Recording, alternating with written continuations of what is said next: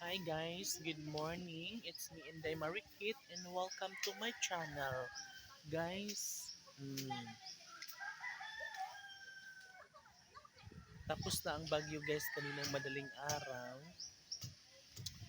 And yes, makulimlim pa rin siya. Mahangin pa rin. Malamig siya guys. And clean up drive namin ngayon. So ano yung mga kasama namin? Mga barangay elected and appointed barangay officials. O, diba? Nakapaglinis na guys. Dito tapos na. 'Di ba? Wala nang dumi dito sa kalsada. Pero may naglalagay doon guys ng tent kasi may senior doon na lumisan na sa mundo. And dito naman malinis na rin dito guys. May mga lang sasakyan. Tapos yung mga kasama ko guys inayos yung BFDP board namin. Natumba siya. Diba? Dito naman guys paakyat. Wala pang yan, hindi pa siya na-cemento.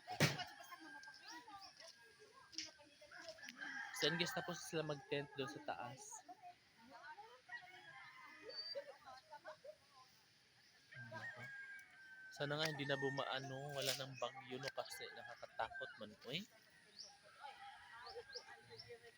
So may dala siyang pang sugnod, pang haling.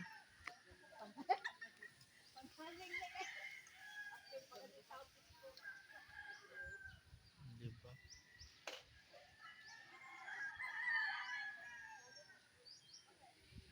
So it's already 8 o'clock na in the morning guys and wala pa ring araw.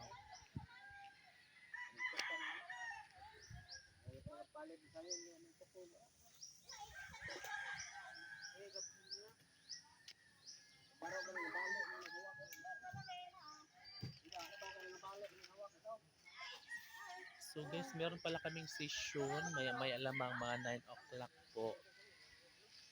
So mamahaw pa ta, mag-breakfast, maligo, pagkatapos itong clean up drive. Kasi kailangan ko po ng documentation. Kailangan ko makapag-picture sa kanila guys kasi isa-send ko ito sa DILG through Gmail. I mean, ano pa? Basta yun na yun.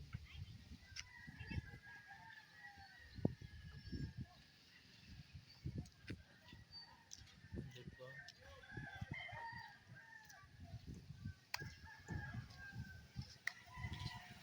So, yun na guys.